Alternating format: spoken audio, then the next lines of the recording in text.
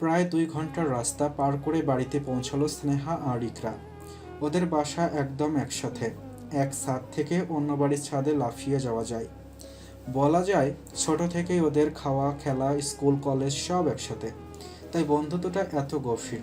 ইকরা স্নেহার বাবার সাথে দেখা করে পরে বাড়ি ফিরল। এতদিন পর মেয়ে দুটো বাড়ি ফেরাতে আদর যত্নের কমতি নেই। রাত হয়ে গেছে, স্নেহা আর ইকরা ছাদে বসে কফি খাচ্ছে। কি রে, কি ভাবছিস? ভাবছি আম্মুকে কিভাবে বলবো কথাগুলো। আজকে না কালকে বলিস। আমিও এটাই ভাবছি, কালকে বলবো। রুদ্রের সাথে কথা হয়েছে? না, মেসেজ করে জানিয়ে দিয়েছি, আমরা ভালোভাবে পৌঁছে গেছি। খুব ভালো করেছিস। আচ্ছা এখন উঠি রে, কালকে সকাল সকাল ঘুম থেকে উঠে পড়বি কিন্তু, হ্যাঁ? বাইরে যাব, সবার সাথে দেখা করবো, এতদিন পরে এসছি, মজা করব না? তা তো অবশ্যই করতে হবে। শোন সোনিয়া, অনা, মাহমুদা, ময়না, দিনা, নিপা, ওদের সবাইকে খবর দিস, কালকে পিকনিক খেলা হবে। কত টাকা করে? আগে দেখি মানুষ কতজন হয়, পরে টাকার হিসাব। সবগুলারই বলবি সকাল সকাল চলে আসতে। ওই দাসপাড়ার মোটোটারে বলতে হবে তো। হ্যাঁ, তা তো হবেই। ওরে না নিলে খাই খাই করবে কে? কোথায় খেলা হবে, আমাদের মাঠে? দূর, মাঠে কি গর্ত করে আগুন জ্বালাতে দিবে নাকি? তাহলে? এত প্রশ্ন করিস না তো, খেয়ে দিয়ে বাড়িতে গিয়ে ঘুমা। চল নিচে। খাবার টেবিলে বসে আছে স্নেহার আব্বু, স্নেহা, ইকরা। স্নেহার বাবা একটু শান্ত মানুষ, চিল্লাচিল্লি পছন্দ করেন না, তাই স্নেহা ইকরা বসে বসে চুপচাপ খেয়ে যাচ্ছে।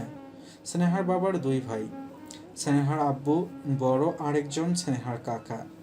কিন্তু ভাইয়ের সাথে সম্পর্ক নেই স্নেহার বাবার। সয় সম্পত্তি কোনো কিছুর কমতি নেই ওনার। উনি আর ওনার মেয়ে ছাড়া কেউ নেই এই পৃথিবীতে। বেশি করে খা। দুই বান্ধবীর কি অবস্থা? কি অবস্থা আব্বু? ভালো করে আয়নায় দেখেছিস চোখ মুখের কি অবস্থা? কাকু, এইগুলো হচ্ছে লেখাপড়ার চিন্তার ছাপ, বুঝলি? হ্যাঁ, পাকা বুড়ি। আমরা লেখাপড়া করিনি, তাই না? বাবার কথা শুনে দুজনেই চুপচাপ খেয়ে উঠে পড়ল। ইকরা নিজের বাসায় চলে গেল। স্নেহা আব্বুর সাথে কিছুক্ষণ কথা বলে নিজের রুমে গিয়ে শুয়ে পড়ল। রুদ্রের কথা মনে হতেই ফোনটা বের করে দেখে রুদ্র অনেকবার ফোন করেছে। অনেক রাত হয়ে গেছে, তাই আর ফোন করে রুদ্রকে বিরক্ত করেনি। কালকে কথা বলে নেবে এটা ভেবেই ঘুমিয়ে পড়ল স্নেহা। সকাল সকাল মানুষের চেঁচামেচিতে ঘুম ভাঙল স্নেহার। ছাদের ওপর থেকে চেঁচামেচির শব্দ হচ্ছে, তাই স্নেহা ঘুম থেকে উঠে আগে ছাদে চলে যায়। গিয়ে দেখে সব বান্ধবী চলে এসেছে আর ইকরা সবার মাঝে বসে ভাষণ দিচ্ছে। ছোট্টবেলা থেকেই ইকরাটা এমন, ভেবেই হেসে উঠল স্নেহা। কি রে, এখন কি তোকে হাত মুখ ধুইয়ে দিতে হবে নাকি? আমরা কখন থেকে অপেক্ষা করছি তোর জন্য। সরি, আসি, 5 মিনিট অপেক্ষা কর। স্নেহা ফ্রেশ হয়ে একটা খাতা কলম নিয়ে ওপরে চলে আসলো। মোট মানুষ 10 জন। সবাই 200 টাকা করে দিবি, ওকে? আর এই পিচ্ছিগুলা কি? আরে এগুলো এমনিতেই খেলবে, দুধ ভাত। আচ্ছা আয়। সবাই মিলে ঠিক করলো সাদা ভাত আর গরুর মাংস রান্না হবে, সাথে সবজি। টাকায় না হলে বাড়ি থেকে কিছু নিয়ে নেবে। যেমন কথা তেমন কাজ। স্নেহা ইকরা এখন খেলতে ব্যস্ত। এদিকে রুদ্র স্নেহাকে একটু পর পর ফোন করছে। কেমন যেন আকুপাকু করছে মনটা স্নেহার জন্য, কিন্তু স্নেহা ফোন তুলছে না। আজকে দুপুরে 12টায় অফিস শেষ। অফিস টাইমের পর কেউ কাজ করলে এর টাকা আলাদা দেয়া হবে, তাই রুদ্র সাইফ ঠিক করলো ওভারটাইম করবে, যেন হাতে কিছু টাকা পায়। স্নেহারা রান্না শেষ করে খাওয়া দাওয়া শুরু করলো। স্নেহা রান্না করেছে, সবাই পেট ভরে খেলো। রান্নাটা খুব ভালো হয়েছে। এই সবই দিন গিয়ে সন্ধ্যা চলে আসলো। স্নেহার রুদ্রের কথা মনে হলো না, সন্ধ্যার পরে মনে হলো, তাই তাড়াতাড়ি বাড়িতে গিয়ে আগে রুদ্রকে ফোন করলো। হ্যালো। সমস্যা কি তোমার? সারাদিনে কতগুলো ফোন করেছে, আমার কথা একবারও মনে হয়নি তোমার? সরি সরি, বিজি ছিলাম। কি এত কাজ শুনি যে আমার কথা মনে পড়ে না? হ্যাঁ, রাগ কেন করছো? রাগ করো না প্লিজ। কেমন আছো বলো তো? ভালো নেই, একটুও ভালো নেই। তুমি যত তাড়াতাড়ি সম্ভব তোমার আব্বুকে বলো, আমি তোমাকে ছাড়া থাকতে পারবো না। আচ্ছা, আব্বুর সাথে কথা বলবো এখন, রাখছি, রাতে কথা হবে। এই মেয়ে, কি? ভালোবাসি। আমিও। বাই। রুদ্র কাজ শেষ করলো। কাজ শেষে 800 টাকা পেল। দুই বন্ধু মিলে 1600 টাকা কাজ করেছে। টাকা হাতে নিয়ে চলল শপিং মলে। জীবনের প্রথম কষ্টের টাকা দিয়ে স্নেহার জন্য কিছু কিনবে। রুদ্র শাড়ি দেখছে। হঠাৎ করেই একটা হালকা বেগুনি রঙের জামদানি শাড়ি চোখে পড়ল। শাড়িটার দাম 2500 টাকা। অনেক দরাদরি করে 2000 টাকা করলো, কিন্তু রুদ্রের কাছে তো এত টাকা ছিল না। তাই হাত ঘড়িটা বিক্রি করে স্নেহার জন্য শাড়িটা কিনেই নিল। স্নেহা খুব খুশি হবে এটা ভেবে। এইদিকে সাইফ একটা পিঙ্ক কালারের টেডি কিনছে ইকরার জন্য। দুই বন্ধু খুশিতে বাড়ি চলল। স্নেহা তার আব্বুর সামনে বসে আছে। সেই কখন থেকে একটা কথা বলতে চাইছে, কিন্তু কিছুতেই বলতে পারছে না। কি বলবি বল না। আসলে আব্বু, আমি একটা তুই একটা কি? মানে আমি একটা আব্বু, আমি একটা ছেলেকে। আসসালামু আলাইকুম। ওয়ালাইকুম আসসালাম। আপনি এখানে? আমি আপনার মেয়ের সাথে কিছু কথা বলতে এসেছি। কি কথা? এটা শুধু ওনাকেই বলবো। তারপর পুলিশ স্নেহাকে একটা রুমে নিয়ে যায় কথা বলার জন্য। কি কথা বলুন? তোমার ভাইয়ার কেসটার 3 বছর হয়ে যাচ্ছে। আপনারা তো কেসের ফাইলটা বন্ধ করে দিয়েছেন অ্যাক্সিডেন্ট কেস বলে। তোমার ভাইয়ার খুনিকে পাওয়া গেছে, তবে সে আমাদের ধরাছোঁয়ার বাইরে। তোমার সাহায্য লাগবে। আমার সাহায্য? হ্যাঁ, একমাত্র তুমিই পারো খুনিকে শাস্তি দিতে। আমাকে কি করতে হবে? আগে বলো, খুনিকে কাছে পেলে তুমি কি করবে? শাস্তি দিব। শাস্তি দিলেও তোমার কোনো কিছু হবে না, এটা কেউ জানবে না, শুধু তুমি আর আমি জানবো। তাহলে তুমি কি শাস্তি দেবে বলো? তাহলে একবার ভাবো স্নেহা, তোমার ছোট্ট ভাইটার কথা ভাবো, তার রক্তে মাখা শরীরটার কথা ভাবো। তাকে ওইভাবেই মেরে রক্তাক্ত করে ফেলে রাখবো, যেভাবে আমার ভাইটার রক্তে মাখা শরীরটা রাস্তায় পড়েছিল। সেই দিনটার কথা মনে হতেই সারা শরীর কেঁপে উঠল স্নেহার। 2 দিন নিখোঁজ ছিল 8 বছরের ছানি। অনেক খোঁজাখুঁজির পরও ওকে পাওয়া যায়নি। পরের দিন সকালবেলা ওকে রক্তাক্ত অবস্থায় পাওয়া যায়। পায়ে আর মাথায় 2টো গুলি ছিল। ছোট ভাইটা জন্মানোর সাথে সাথে ওদের মা মারা যায়। সেই ছোট্ট সানিটাকে মায়ের মতো আদর যত্ন করে বড় করে স্নেহা। সানিকে স্নেহা ভাই না, নিজের কলিজা মনে করত। সেই কলিজাটা যখন রক্তাক্ত অবস্থায় পড়ে থাকে, তখন কারোই মাথা ঠিক থাকে না। আপনাকে কিছু প্রমাণ দেখাতে চাই। ফোনে একটা ভিডিও অন করে দিল স্নেহাকে। এটা 3 বছর আগের স্টেশনের সিসি ক্যামেরার ফুটেজ। ভিডিওটা দেখে নিজের চোখে বিশ্বাস করাতে পারেনি স্নেহা। রুদ্রের কোলে সানি, এটা কিভাবে সম্ভব? স্নেহার শরীর কেঁপে উঠল। এই সেই খুনি। না না না, এটা হতে পারে না, এইসব মিথ্যা। রুদ্র এমনটা কখনোই করতে পারে না। তোমার ধারণা ভুল স্নেহা। রুদ্র পারে না এমন কোনো কাজ নেই। ও অনেক মায়ের বুক খালি করেছে, কিন্তু পুলিশ ওকে কিছুই করতে পারছে না, কারণ ওর পেছনে বড় বড় নেতারা আছে। আমি বিশ্বাস করি না এইসব। এটা শোনো। স্নেহার কাকার সাথে রুদ্রের কথা হচ্ছে। সেখানে সানিকে মারার জন্য রুদ্র 2 লাখ টাকা চাইছে। এইটা যে রুদ্রের কণ্ঠ, এটা স্নেহা খুব ভালো করেই জানে। কি দেখছে, কি শুনছে, সব কিছু ঘুরপাক খাচ্ছে ওর সামনে। আমি জানি রুদ্র তোমার খুব ভালো বন্ধু। সরি, বন্ধু বললে ভুল হবে, হয়তো অন্য কিছু। কিন্তু এটা মনে রেখো, সে তোমার ভাইয়ার খুনি। ওকে আমরা কখনোই শাস্তি দিতে পারবো না। যদি কেউ দিতে পারে, সে হলো তুমি। কিভাবে কি করবে ভাবতে থাকো, আমি পাশে আছি। কার্ডটা রাখো, কালকে সকালে একবার দেখা করো। বাই। পুলিশ চলে গেল। স্নেহা আর রুম থেকে বের হয়নি। সারাটা রাত ঘুমাতে পারেনি এইসব শুনে। কেন যেন কথাগুলো বিশ্বাস হয়নি ওর। রুদ্র স্নেহার শাড়িটা ওদের আলমারিতে রাখতে গেল, যেন স্নেহা দেখেই খুশি হয়ে যায়। কয়েকটা কাপড় ভেতরে লুকিয়ে রাখতে যাবে, তখনই হাতের টান লেগে একটা ফাইল নিচে পড়ে যায়। রুদ্র ফাইলটা খুলে দেখল। নিজের চোখে বিশ্বাস করাতে পারছে না। স্নেহা প্রেগনেন্ট, ও বাবা হতে চলছে। পেছনে সাইফ এসে দাঁড়ালো। রুদ্র সাইফকে জড়িয়ে ধরে কেঁদে উঠল। এই কান্না কষ্টের না, এই কান্না সুখের। এই মুহূর্তে রুদ্রের মনে হচ্ছে পৃথিবীর সবচেয়ে বেশি সুখী মানুষও। স্নেহাকে জড়িয়ে ধরে খুব আদর করতে ইচ্ছে করছে ওর। সকালের আলো না ফুটতেই স্নেহা দৌড়ে ইকরার কাছে চলে যায়। ইকরাকে ঘুম থেকে তুলে সব খুলে বলে। আমি কি করব কিচ্ছু বুঝতে পারছি না আমি। আমার মনে হচ্ছে কোথাও খুব বড় একটা ভুল হচ্ছে আমাদের। আয় তুই আমার সাথে। কোথায়? প্রমাণ খুঁজতে হবে। আচ্ছা আয়। দুই বান্ধবী দৌড়ে বড় রাস্তায় ওঠে। ঠিক ওই জায়গায় যাচ্ছে যেখানে সানির লাশ পাওয়া গেছিল। ওখানে গিয়ে সানির ছবি দেখালো অনেকেই, কিন্তু কেউ চিনতে পারছে না। 3 বছর আগের কথা কে আর মনে রাখে। পাশেই ছোট্ট একটি চায়ের স্টল ছিল। স্নেহা দৌড়ে লোকটার কাছে যায়। দাদু দেখুন তো, এই ছেলেটাকে চিনতে পারছেন? এই এই রাস্তায় খুন হয় ওর 3 বছর আগে। দেখছি দেখছি মনে হইতাছে। একটু ভালো করে দেখুন দাদু। হা দেখছি তো, এই হানেই একটা ব্যাডার কোলে উইঠা আছিল। লোক?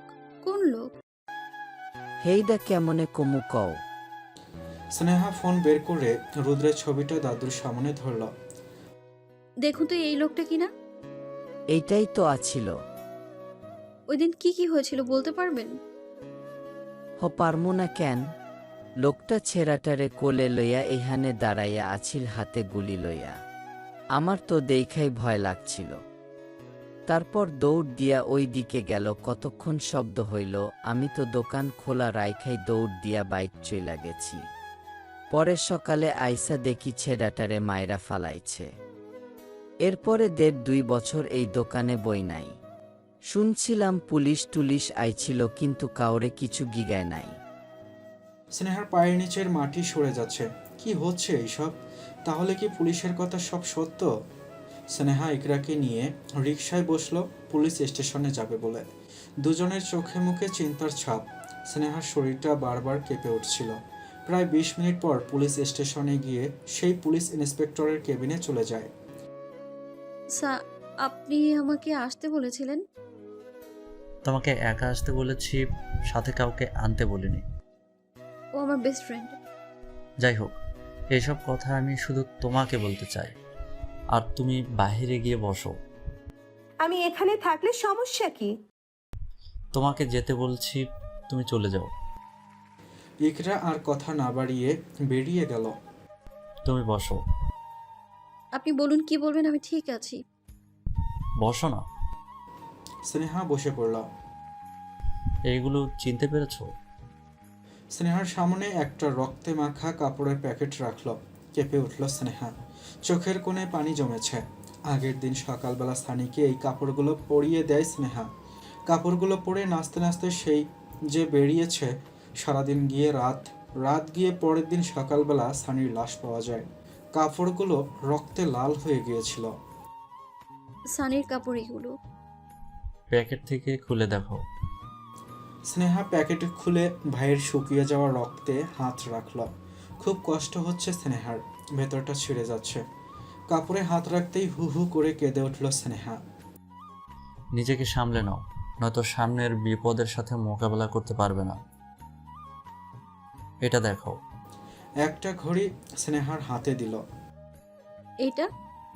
তোমার ভাই যেদিন মারা গেছে ওই দিন ওর হাতে এটা পেয়েছি। এই ঘড়িটা যে দোকান থেকে কেনা হয়েছে, আমরা ওখানে গিয়ে সিরিয়াল নম্বর জোগাড় করেছি। যে ঘড়িটা কিনেছে সে হলো কে সে? রুদ্র। আমি জানি তুমি বিশ্বাস করবে না, তাই দোকানের কর্মচারীর স্বীকারোক্তি ভিডিও করে নিয়ে এসেছি। রুদ্রকে চিনতে ওরা কখনো ভুল করতে পারে না। স্নেহা কি বলবে কিছু বুঝতে উঠতে পারছে না। মূর্তির মতো বসে আছে। সব প্রমাণ রুদ্রের বিরুদ্ধে। কি এখনো বিশ্বাস হচ্ছে না? তোমার সাথে ফোন আছে? হ্যাঁ। রুদ্রকে এই ঘড়ির একটা পিকচার দেখিয়ে জিজ্ঞেস করো এটা ওর কিনা। আচ্ছা। স্নেহা ঘড়ির একটা পিক তুলে রুদ্রকে মেসেজ করে পাঠিয়ে দিল আর রেখে দিল। এই ঘড়িটা কি চেনো তুমি? 5 মিনিট পর রুদ্রের ফোন আসলো স্নেহার মোবাইলে। পুলিশ ইশারা করে রিসিভ করতে বলল। স্নেহা রিসিভ করলো। হ্যালো। হ্যাঁ স্নেহা, ঘড়িটা তুমি কোথায় পেলে? এই তো রাস্তায়। তুমি কিভাবে বুঝলে ঘড়িটা আমার? না আসলে আমার মনে হলো এরকম একটা ঘড়ি আমি তোমায় পড়তে দেখেছি, তাই আর কি। সেটা অন্য ঘরে ছিল, এরকম না।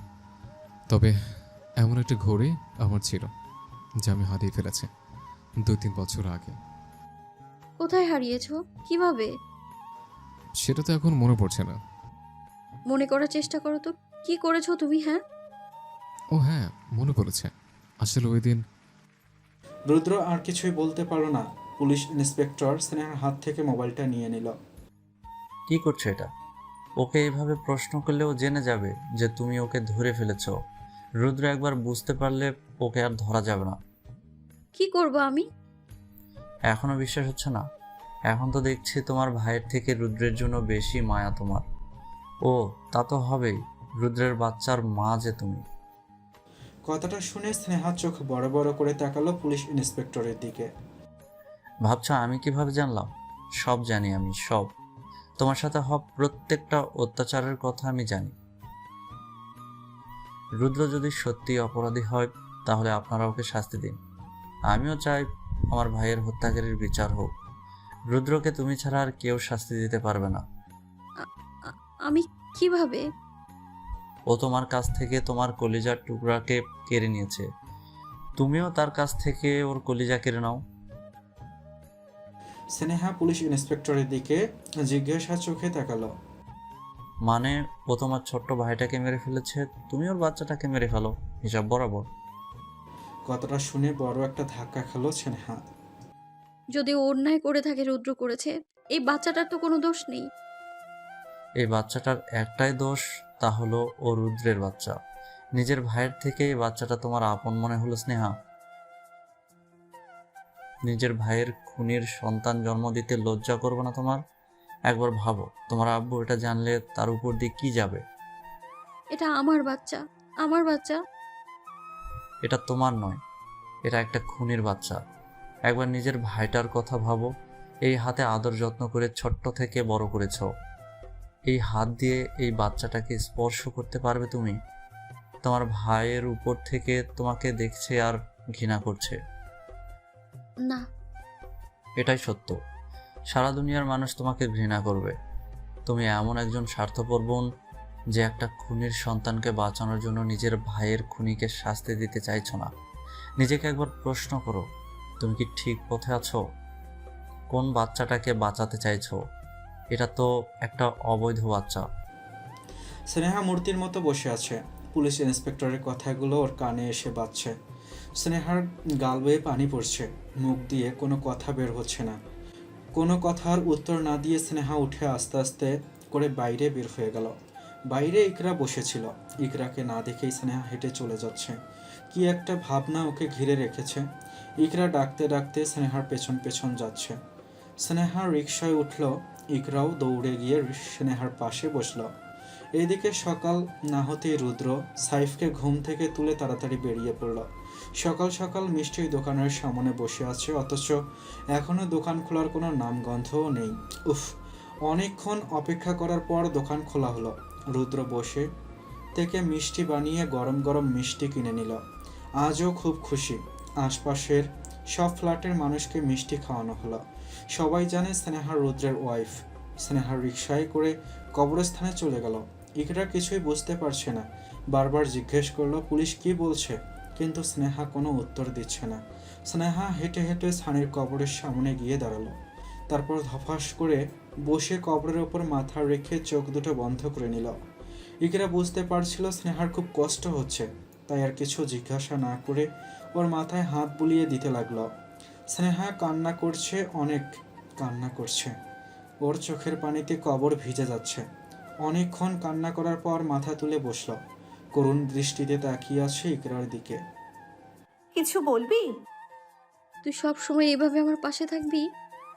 মরার আগ মুহূর্ত পর্যন্ত আমি তোর পাশে থাকবো। আয় আমার সাথে। কোথায়? স্নেহা কোনো উত্তর না দিয়ে ইকরাকে টেনে নিয়ে আবারও রিকশায় উঠে বসল। কিছুক্ষণ পর রিকশা একটা হাসপাতালে নিয়ে পৌঁছল। এই স্নেহা, তোর কি শরীর খারাপ লাগছে? না। তাহলে এখানে আসলি যে?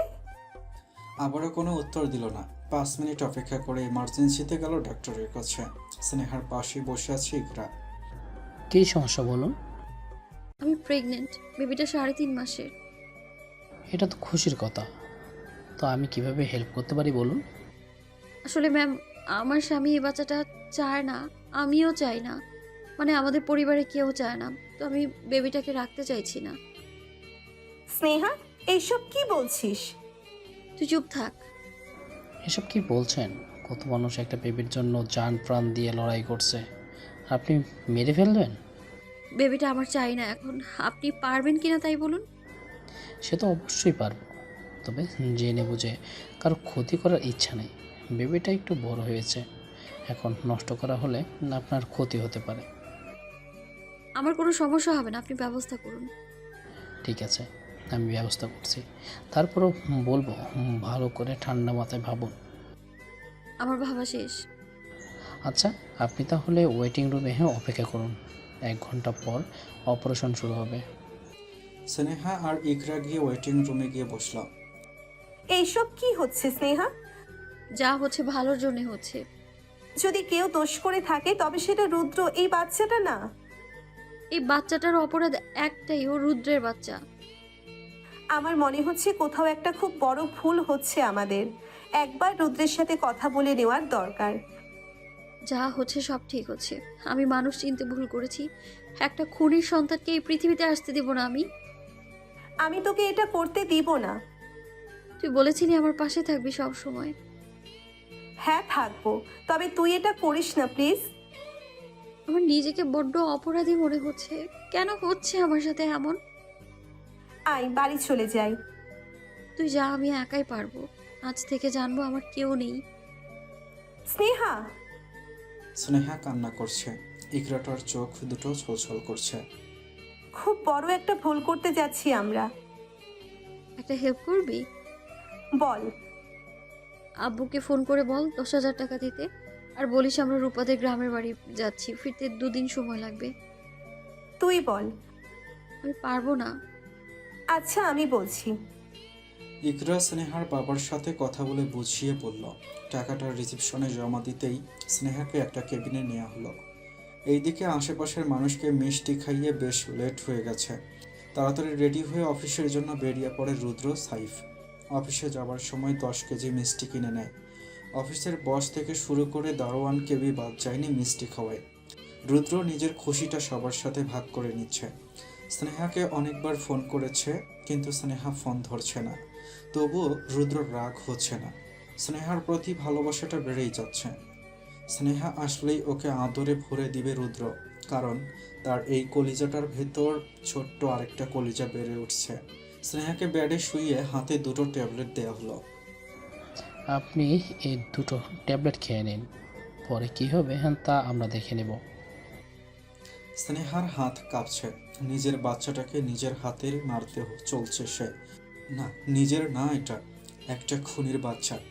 কতটা মনে হতেই স্নেহা হাতের 2টো ট্যাবলেট খেয়ে নিল।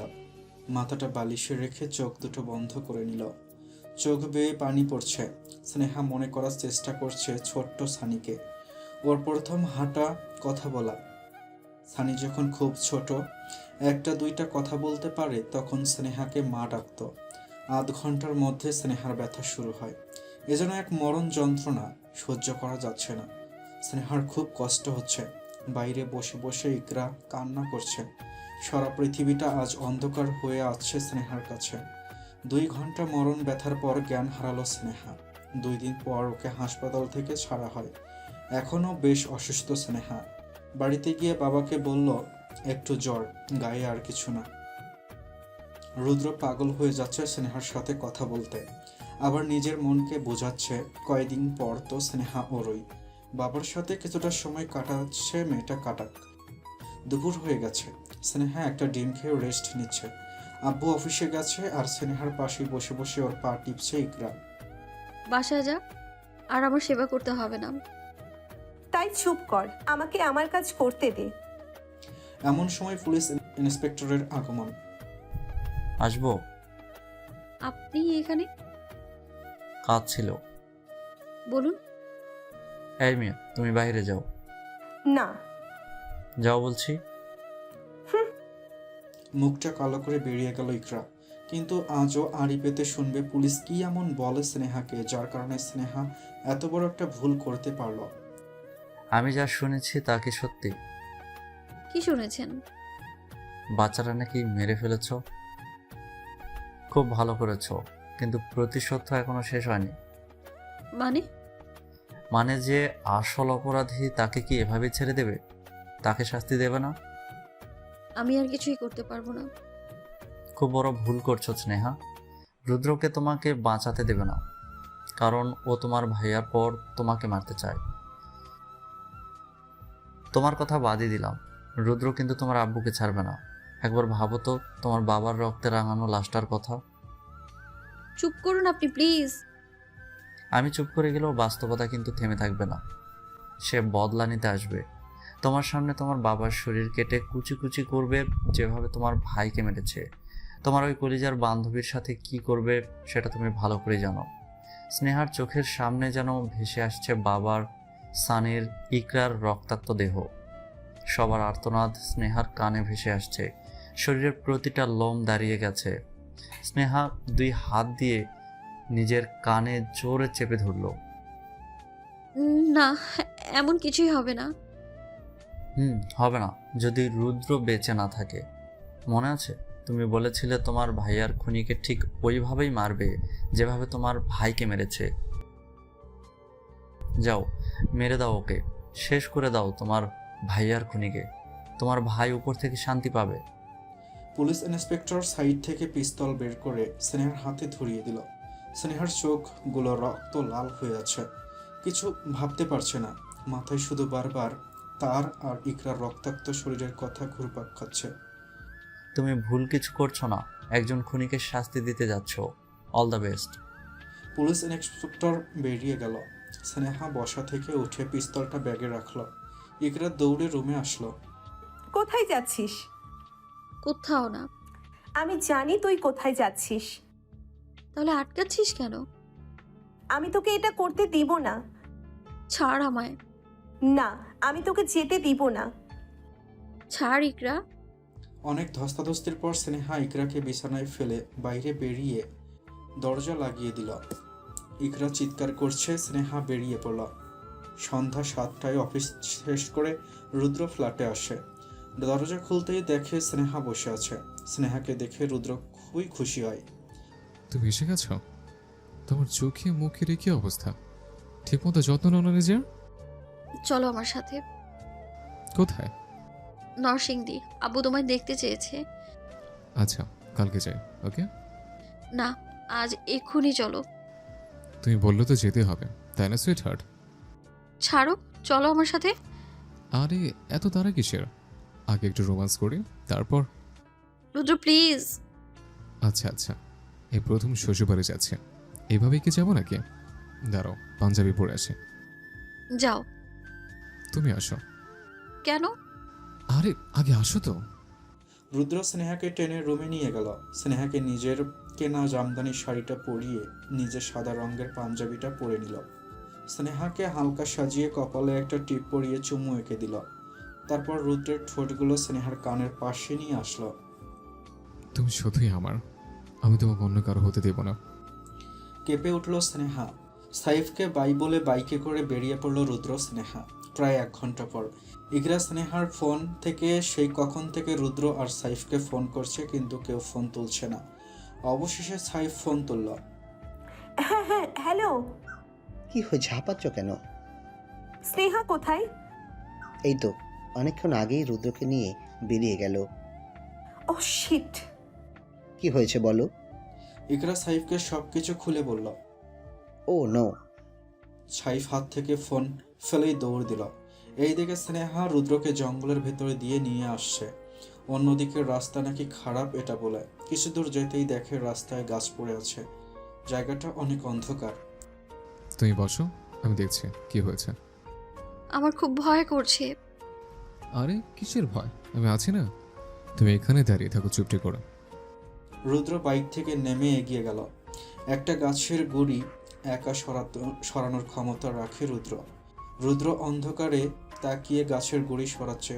হঠাৎ করেই পেছন থেকে দুটো গুলি ওর বুকের ডান পাশে এসে লাগে। রুদ্র ঘাবড়ে যায়, নিজের জন্য না, স্নেহার জন্য। যদি স্নেহার কিছু হয়, তাই তাড়াতাড়ি পিছন ফিরে তাকালো। রুদ্র নিজের চোখে বিশ্বাস করাতে পারছে না, তার থেকে 4-5 ফুট দূরত্বে স্নেহা। স্নেহার হাতে পিস্তল। স্নেহার চোখগুলো লাল টকটকে হয়ে আছে, হাত কাঁপছে, ঠোঁট কাঁপছে। তো তুমি, আমি জানি তুমি এমনটা করতে পারো না। তোমাকে কেউ এটা করতে বাধ্য করেছে, তাই না? বলো। কেউ আমার বাধ্য করেনি, আমি সব পারি। না, তুমি আমাকে ভালোবাসো। ভালোবাসা? হাহ, সবটাই অভিনয় ছিল। তুমি এমনটা করতে পারো না। আমি তোমাকে ছেড়ে বাঁচতে পারবো না, বিশ্বাস করো। আমিও তো এটাই চাই, মরে যা তুই, তোর মৃত্যু আমার শান্তি দিবে। আমি তো তোমাকে নিয়ে বাঁচতে চাই স্নেহা। আমি আমার সন্তানকে দেখতে চাই। আমাকে বাঁচিয়ে নাও প্লিজ। একটা গাছে ভর দিয়ে দাঁড়ায় রুদ্র। তোর বাচ্চা, সে তোর আগেই উপরে চলে গেছে, তোর জন্য অপেক্ষা করছে। এই হাতে দিয়ে তোর বাচ্চাকে মেরেছে, এখন তোকে মারবো। ছি স্নেহা, তুমি এমনটা কিভাবে করলে? ওটা আমাদের সন্তান ছিল, আমাদের। আমার না, তোর ছিল, ওটা তোর অবৈধ বাচ্চা ছিল। স্নেহা, ভুল তো কিছু বলিনি। ওটা অবৈধ ছিল না, তুমি আমার বিয়ে করাবো, মনে আছে? ওই দিন ফুডকার্ট রেস্টুরেন্টে তোমাদের দিয়ে একটা কাগজে সাইন করিয়েছি। ওটা আমাদের ম্যারেজ সার্টিফিকেট ছিল, আমার আলমারিতে রাখা আছে এখনো। আমি তোমার সাথে অবৈধ সম্পর্কে জড়াইনি। তোমাকে আমার বাড়িতে নিয়ে যাবার অনেক আগে আমাদের বিয়ে হয়ে গিয়েছিল। আমি কখনো চাইনি তোমাকে বলতে, ভেবেছিলাম যা হবে ফ্যামিলি নিয়ে হবে, কিন্তু বাচ্চাটা বৈধ নাকি অবৈধ এত কিছু জানার আমার প্রয়োজন নেই। বাচ্চাটার একটাই দোষ, সে তোর সন্তান। তুমি কি ভেবেছ এসব বললে আমি তোমার উপর রাগ করব? দেখো, আমি রাগ করছি না। আজ একটা কথা বলা হয়নি, তোমাকে খুব সুন্দর লাগছে। জানো স্নেহা, খুব কষ্ট হচ্ছে আমার। আগে কখনো মৃত্যুকে ভয় করেনি, আজ খুব ভয় করছে। তোমাকে ছেড়ে যেতে হবে যে, হয়তো তাই। আমার মতো কেউ তোকে ভালোবাসবে না রে, দেখে নিস। আমি যে বড্ড বেশি ভালোবেসে ফেলেছি তোকে। তোর জন্য নিজের জীবনটা দিয়ে দিতাম হাসতে হাসতে। আমাকে মারার জন্য তোর এত কষ্ট করতে হতো না, একবার বলেই দেখতি। মনে হচ্ছে সময় বেশি নেই আর, একটু আমার কাছে আয়, তোকে একটু স্পর্শ করি। অনেক দিন তোকে ভালো করে দেখি না। তোর মতো লোকের স্পর্শ আমার চাই না। এটাই শেষ, আর কখনো বলতে আসবো না। একবার আয় কাছে। রুদ্রের খুব কষ্ট হচ্ছে, নিঃশ্বাসটা বন্ধ হয়ে আসছে। ও শুধু স্নেহার কপালে একটা চুমু খেতে চায়, কিন্তু স্নেহা তো ওর কাছেই যেতে চায় না। তোর মৃত্যুটা আরো সহজ করে দিচ্ছি, যা উপরে গিয়ে মন ভরে দেখিস আমায়। স্নেহা রুদ্রের বুকের মাঝখানে বন্দুক তাক করে 2 চোখ বন্ধ করে নিল। গাল বেয়ে পানি পড়ছে। হঠাৎ করে আরেক গুলি এসে রুদ্রর বুকে লাগে। স্নেহা চোখ মেলে দেখে রুদ্র হাসতেছে। কী কারণ এই হাসির, তা স্নেহার অজানা। জোরে জোরে নিঃশ্বাস নিচ্ছে রুদ্র। আল্লাহর কাছে শুধু একটা দোয়াই করিস, যেন রুদ্র কখনো ফিরে না আসে। যদি রুদ্র কখনো ফিরে আসে তাহলে। একটা হাসি দিয়ে মাটিতে ঢলে পড়ল রুদ্র। স্নেহার হাত থেকে পিস্তলটা মাটিতে পড়ে যায়। স্নেহাও মাটিতে বসে চিৎকার করে কেঁদে উঠল। ঘুম থেকে এক লাফে উঠে বসল রুদ্র। আবার সেই একই স্বপ্ন। উফ, অসহ্য, প্রচণ্ড ঘামছে। পাশে তাকিয়ে দেখে স্নেহা নেই। রাতে তো মেয়েটা বেশ অসুস্থ ছিল, এখন আবার কোথায় চলে গেছে। ব্যালকনিতে অনেকক্ষণ নুকিঝুঁকি দিয়ে দেখে ব্যালকনির এক কোণে দাঁড়িয়ে আছে স্নেহা। ওকে দেখে স্বস্তির নিঃশ্বাস ফেলল রুদ্র। বিছানায় বসে থেকেই স্নেহাকে ডাকল। স্নেহা, স্নেহা। কি হয়েছে, এভাবে চিৎকার করছো কেন? কয়টা বাজে? নিজে দেখে নাও না, আমাকে কেন বলছো? আমি তোমার চাকর নাকি? উফ, কথা তো পেঁচো কেন? ফোনটা পাচ্ছি না, তাই তোমাকে ডেকেছে। মিথ্যে বলো না তো, দেয়ালের বড় ঘড়িটা চোখে পড়ে না? আজইরা। শোনো, আবার কি? এখন কেমন লাগছে? ভালো। রাতে তোমার খুব কষ্ট হয়েছিল, তাই না? তা জেনে তোমার কি? আমার বউটার কষ্ট হলে তো আমারও কষ্ট হয়, সেটা কি বউটা বলছে না? ঢং। কফি দিব? পারবো না, নিজে বানিয়ে খাও। স্নেহা ড্যাং ড্যাং করে অন্য রুমে চলে গেল। রুদ্র বিছানা থেকে উঠে ফ্রেশ হয়ে রান্নাঘরে চলে গেল। মেয়েটার যে কোনো কথাই শুনতে চায় না রুদ্রের। এটাতে রুদ্রের কোনো কষ্টই নেই। স্নেহাকে ওর নিজের করে নিয়েছে, এতেই ও খুশি। আজ ঘুম থেকে উঠতে বেশ লেট হয়ে গেছে। রুদ্র তাড়াতাড়ি করে নাস্তা রেডি করলো। স্নেহা এখনও ওই রুমে বসে আছে, তাই রুদ্র স্নেহাকে ডাকতে গেল। এখানে কি করছো? দেখতেই তো পাচ্ছ। এখন বই পড়ার সময়? আমি কখন কি করব সেটা কি তুমি বলে দিবে? এত তেরা কথা কোত্থেকে শিখেছ? আগে তেমন ছিলে না। বিরক্ত করো না তো, যাও এখান থেকে। চলো, নাস্তা খেতে হবে। খাবো না। যেতে বলছি বাবা। বললাম তো যাব না। তা আজকে খাবারে কি মিশিয়ে দিয়েছো আমাকে মারার জন্য? আজকে কিছু করব না, বাড়িতে যেতে হবে। তোমার কিছু হয়ে গেলে আর যাওয়া হবে না। বাহ, বেশ। উঠছো না যে? কতবার বলবো খাবো না, খিদে নেই আমার। রুদ্র কিছু না বলে স্নেহাকে চেয়ার থেকে কোলে তুলে নিল। দেখো ভালো হচ্ছে না কিন্তু, ছাড়ো বলছি। রুদ্র স্নেহার কথায় কান না দিয়ে খাওয়াতে শুরু করলো। সবকিছু গুছিয়ে রেখেছো তো? কেন? আমরা রাতে ট্রেনে বাড়ি যাচ্ছি। আজকেই যেতে হবে? আম্মু তোমাকে দেখার জন্য পাগল হয়ে গেছে। আচ্ছা, ইকরা আসুক। এগুলো আসছে? হ্যাঁ, 1 ঘন্টা আগে ফোন করে বলে বেরোচ্ছে। কিছুক্ষণ পর হয়তো চলে আসবে। তোমার জন্য মেয়েটার এই অবস্থা হলো? আমি কি করেছি? তোমার একটা বোকামার জন্য সাইফ একটাকে ভুল বলছে, দূরে সরে গেছে। এখানে ইকরার কোনো দোষ ছিল না, যা করার আমি করেছি, ইকরা করেনি। সেটাই তো সাইফ বুঝতে চাইছে না। দাঁড়াও, সাইফকে ফোন দিচ্ছে আসার জন্য। হুম। সেই দিনের ঘটনার পর সাইফ ইকরাকে ভুল বোঝে। সাইফ ভাবে ইকরা স্নেহার সাথে মিলেছিল, দুইজন মিলে এই কাজটা করেছে। সেই দিন সাইফ সময় মতো না আসলে ওখানেই মরে পড়ে থাকতো রুদ্র। ইকরা সাইফকে অনেক বোঝানোর চেষ্টা করে, কিন্তু কোনো কিছুতেই লাভ হয়নি। ইকরাকে ছেড়ে আগের জীবনে পা রাখে সাইফ। ইকরা এমনটা কখনো চায়নি। ও একটু একটু করে ভালোবেসে ফেলেছিল সাইফকে। সাইফ দূরে যাবার পর যেন ভালোবাসাগুলো বেড়েই চলছে। স্নেহা, সবসময় এত চিল্লাচিল্লি কেন করো? আমার মাথা ব্যথা শুরু হয়। আচ্ছা তোমাকে বুঝিয়ে দিয়েছি, আমি এখানে আছি। আমি কি খুঁজেছি তোমায়? খুঁজবে খুঁজবে, একদিন পাগলের মতো করে খুঁজবে। আমার বই গেছে। হ্যাঁ। একা একা রান্না করে কি করছো শুনি? মানুষ রান্নাঘরে যা করে আমিও তাই করছি। রান্না করছো? কি রান্না করছো? বিরিয়ানি, ইকরার জন্য। ও বিরিয়ানি খেতে খুব পছন্দ করে। আমি খুব পছন্দ করি। কই, আমার জন্য তো রান্না করো না? তুমি নিজেরটা নিজের হাতে রান্না করে খাও, আমি তোমার জন্য কিছুই করতে পারবো না। সেটাই খেতে হচ্ছে। এমন বউ দিয়ে কিছু করি? ছেড়ে দিলেই তো পারো। আমি অতটা বোকা না, আসো না, তোমাকে আমার কাছে থাকতে হবে। স্নেহা কথা বন্ধ করে রান্নায় মন দিল। কিছুক্ষণ পর আহ, কি সুগন্ধ, বারবার এসে নাকে বাড়ি খাচ্ছে। পেটুক কোথাকার। কলিং বেল বাজতেই স্নেহা গিয়ে দরজা খুলে দিল। উফ, খুব টায়ার্ড লাগছে। ফ্রেশ হয়ে আয়, পরে কথা বলি। আগে এখানে বসে একটু চিরিয়ে নিই। কেমন আছে একটা? এই তো ভাইয়া ভালো, আপনি কেমন আছেন?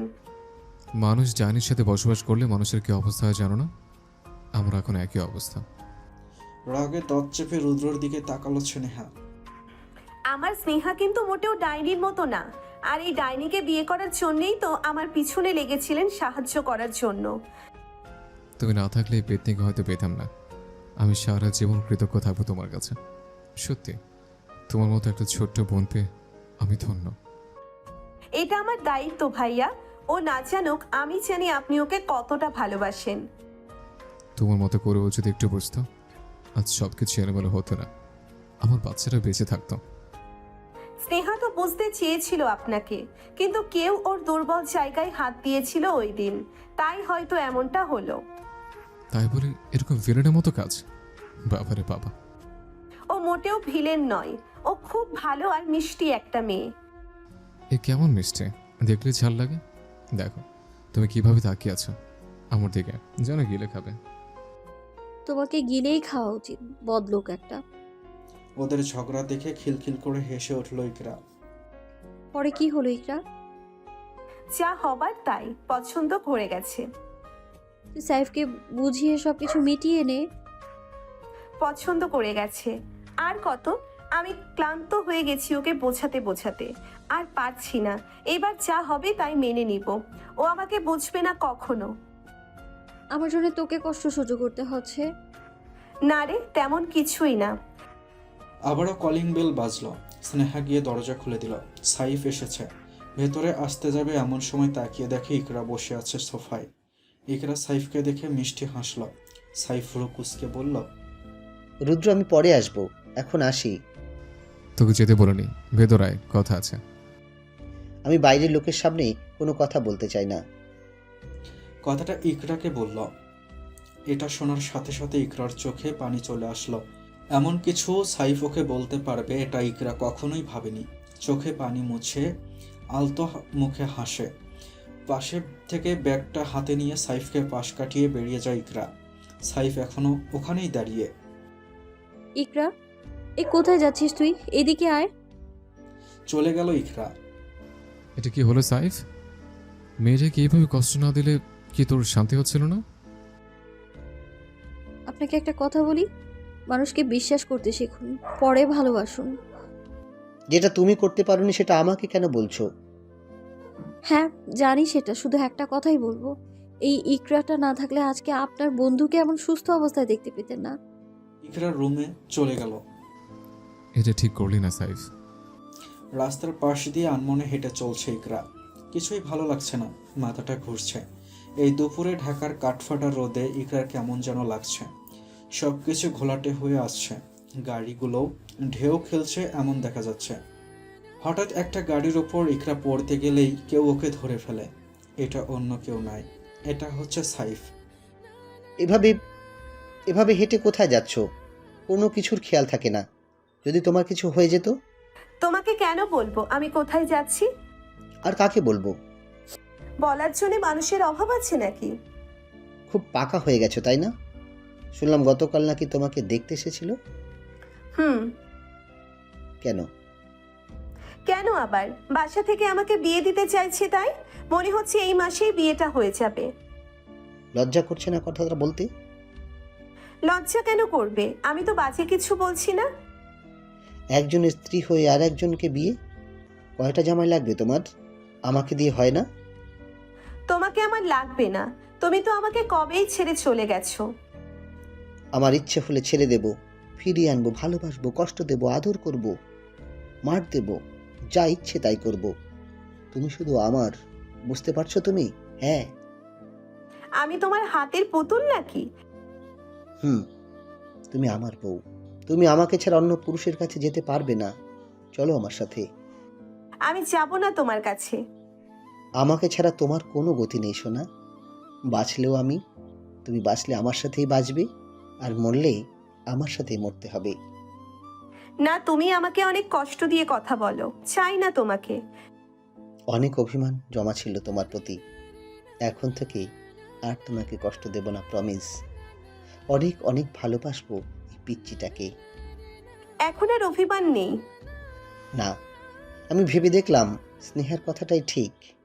তুমি না থাকলে আমি কখনোই রুদ্রকে বাঁচাতে পারতাম না। এখন বাসায় চলো। যাব না তোমার সাথে। কেন? আবার কি হলো? তুমি আবার সেই আগের মতো বাজে কাজ শুরু করে দিয়েছো। আরে না পাখি, আমি আগের মতো কিছুই করিনি। এই কয়দিন একটু ঢং ধরেছিলাম আর কি। যে কাজ তোমাকে ভালোবেসে ছেড়েছি সেটা আর কখনো ধরতে পারবো না। সত্যি? একদম সত্যি। আর শোনো, তুমি কিন্তু স্নেহার মতো কখনো আমার সাথে এমন করো না। যা শয়তান। হাসছে সাইফ। এখন চলো, যাওয়া যাক। রিকশায় বসে আছে দুইজন। ইকরা, বলো। আমি একটা কথা ভাবছি। কি কথা? আমাদের বিয়ের কথা। মানে? বাসায় ফোন করব, সবাইকে এখানে আসতে বলবো। তারপর? তোমার বাড়িতে বিয়ের প্রস্তাব দিয়ে যেতেই। হ্যাঁ সত্যি? আর একটা জিনিস ভাবছি। কি? এই অল্প মাইনে চাকরির কথা জেনে তোমার পরিবার রাজি হবে তো? আমার পরিবারের সবাই রাজি হবে, কিন্তু তোমার পরিবার? ওদের একজনই রাজি করাতে পারে। কে সে? স্নেহা। তাহলে তো ভাবিকেই ধরতে হবে ঘটক হিসেবে। হেসে উঠল দুইজন। ওদের কথা শুনে স্নেহার মাথায় হাত। কি বলবে বুঝতে পারছে না। কি রে, পারবি না? আমার কথা কি খালামণিরা শুনবে? তুই তো জানিস আম্মু তোকে অন্ধের মতো বিশ্বাস করে। তাহলে তোর কথা শুনবে না তো কার কথা শুনবে শুনি? প্লিজ লক্ষ্মী ভাবি, রাজি হয়ে যাও, আমার জন্য হলেও প্লিজ। তোমার জন্য এতদিন ওরা কষ্ট পেয়েছে, এখন ওদের ভালোর জন্য এটা তোমাকে করতেই হবে। আমার ভালোবাসা বুঝতে না পারো, অতীতটা বোঝার চেষ্টা করো। আচ্ছা আমি বলবো। লাভ ইউ সোনা। ধন্যবাদ ভাবি। তো কবে বিয়ে খাচ্ছি আমরা? খুব তাড়াতাড়ি। আমি আর স্নেহা তো আজকে বাসায় চলে যাচ্ছি। যাওয়াটা ক্যান্সেল করে দে, কেন? কারণ বিয়ের পর 4 জন একসাথে যাবো বাড়িতে। বেশ মজা হবে। ওফ, আমার তো এখনই কত আনন্দ লাগছে। কচু হবে। তুই থাম তো, তোরা এখন যেতে পারবি না, এটাই ফাইনাল। কি দুলাভাই, ঠিক বললাম তো? একদম, যাহা শালি চাহিবে তাহাই হইবে। তাহলে শুরু করা যাক সাইফ ইকরার বিয়ের আয়োজন। দুপুরে খাওয়া দাওয়া করে ইকরা পাশের রুমটা নিজের মতো করে গুছিয়ে নিচ্ছে। কিছুদিন পর থেকে এটাই হয়ে উঠবে ইকরার সংসার। ছোট্ট ফ্ল্যাটটা হয়ে উঠবে স্নেহা ইকরার সুখের সংসার। কিন্তু স্নেহা, সে কি কখনো রুদ্রকে ক্ষমা করতে পারবে? ভাইয়ের খুনিকে কি কেউ ক্ষমা করতে পারে? কখনো না।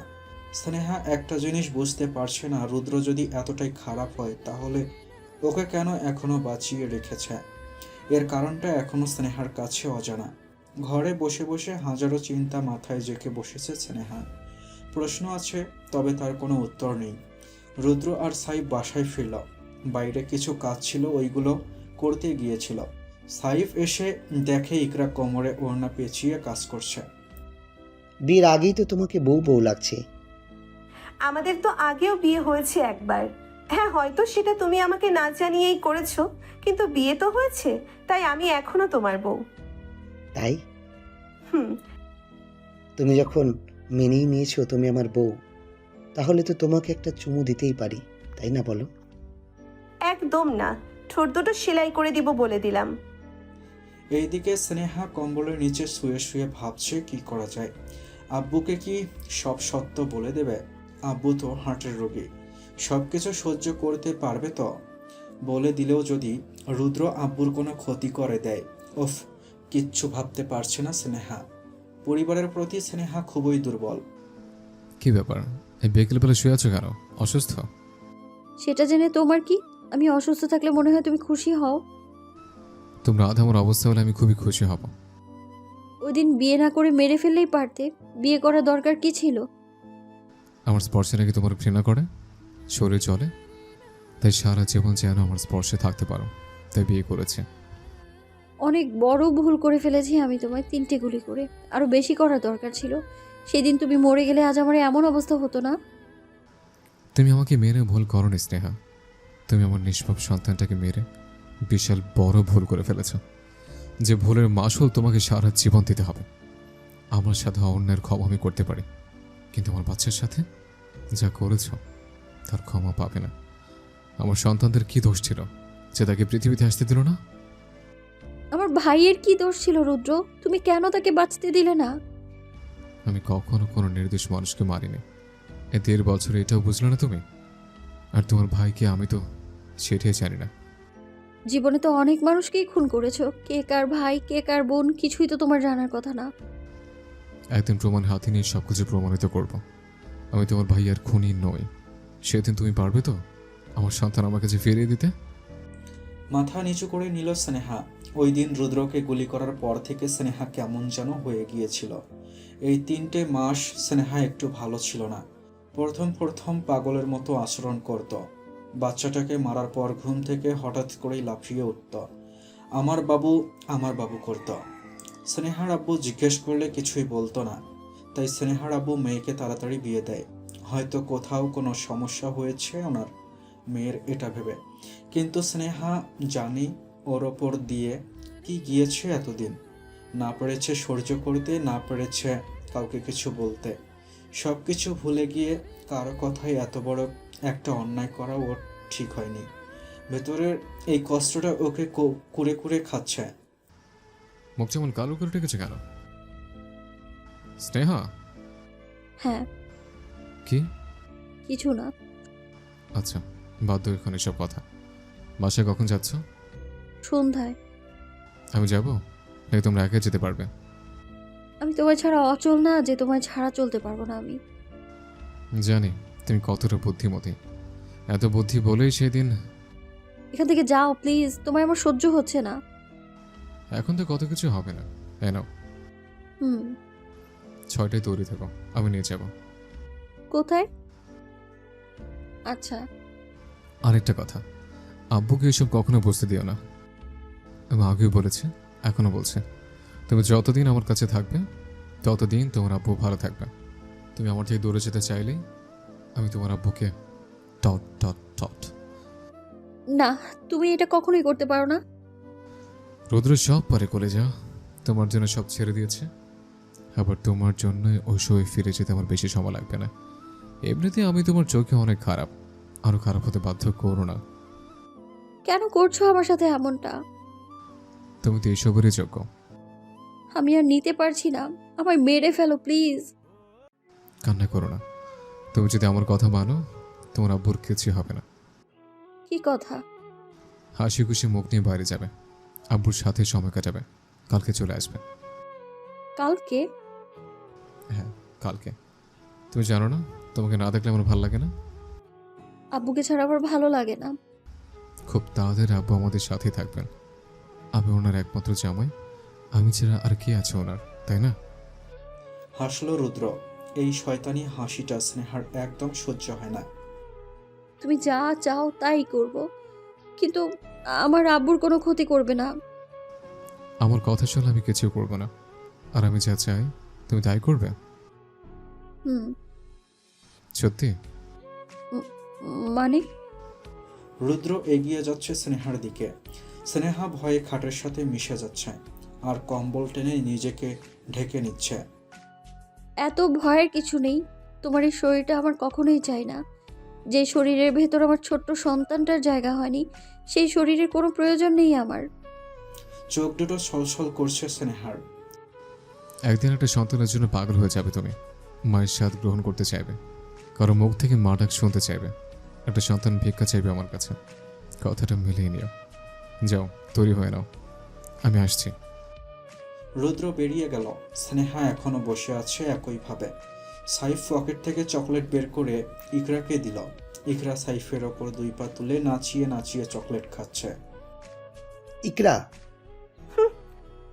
একটা কথা ছিল। বলে ফেলো। তোমার কি মনে হয় রুদু আসলেই স্নেহার ভাইয়ের খুনি? সেটা শিওর দিয়ে বলতে পারি না, তবে মন বলে কোথাও খুব বড় একটা ভুল হয়েছে আমাদের। রুদ্র পাপীকে শাস্তি দেয়, কিন্তু কোনো নিষ্পাপ শিশুকে নয়।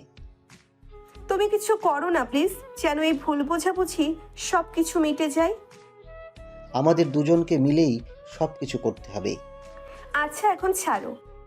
হুম। সাইফ, সন্ধ্যা হয়ে আসছে, তো বাড়ি যেতে হবে, ছাড়ো। আজকেই তো আসলে, আর আজকেই চলে যাবে? আজকে রাতে থাকো না প্লিজ। দেখো, রাগ তুলবে না, তোমার মাথা থেকে এইসবের ভূত বের করো। আচ্ছা। ওরা তাড়াতাড়ি করে রেডি হয়ে নিল। স্নেহা ইকরার সাথে বেশি কথা বলছে না। ইকরা আর সাইফ আগের রিকশায় যাচ্ছে, স্নেহা রুদ্র পেছন পেছন। যা যা বলেছি সব মনে আছে? হুম। তাহলে হাসছো না কেন?